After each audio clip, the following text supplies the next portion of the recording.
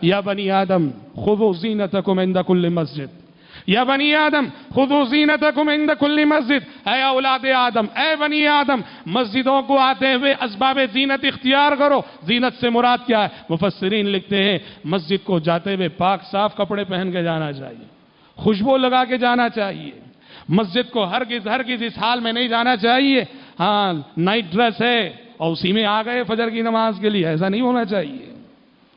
کام کے کپڑے ہیں، خون کے دھبے ہیں، اسی طرح آ گئے مسجد میں، ایسا نہیں ہونا چاہیے۔ پاک صاف لباس میں آنا چاہیے۔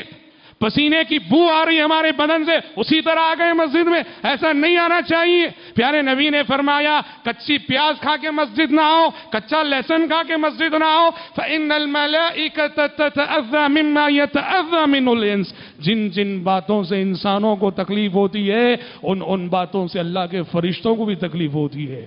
ہم مسجد سے باہر رہتے ہیں تو ہمیں اس بات کا لحاظ رکھنا پڑتا ہے کہیں ہم سے کسی انسان کو تکلیف نہ ہو جائے، لیکن جب مسجد کے اندر ہوتے ہیں دو باتوں کا لحاظ رکھنا پڑتا ہے، ہم سے کسی دوسرے انسان کو تکلیف نہ ہو جائے اور ہم سے کہیں اللہ کے فرشتوں کو تکلیف نہ ہو جائے۔ اللہ کے فرشتوں کو تکلیف نہ دو۔ اور آپ نے فرمایا جن باتوں سے ایک دوسرے مسلمان کو تکلیف ہو سکتی ہے ان ساری باتوں سے فرشتوں کو بھی تکلیف ہوتی ہے۔ نماز میں کھڑے ہیں، جماعی آئی اور ہم نے پوری طرح سے منہ کھول دیا، غلط بات ہے۔ آزو بازو جو نمازی کھڑے رہتے ہیں بڑی تکلیف ہوتی ہے، اسی لیے نماز فجر میں حاضری دیتے ہوئے اس بات کا بھی لحاظ رکھنا چاہیے کہ مسجد کو آتے ہوئے مسواک کر کے آئیں، برش کر کے آئیں، کیونکہ سونے کے بعد انسان کے منہ میں عموماً بدبو ہوتی ہے، اس بدبو کے ساتھ مسجد میں ہرگز حاضری نہیں دینی چاہیے۔ اس سے انسانوں کو بھی اذیت ہوتی ہے اور فرشتوں کو بھی اذیت ہوتی ہے۔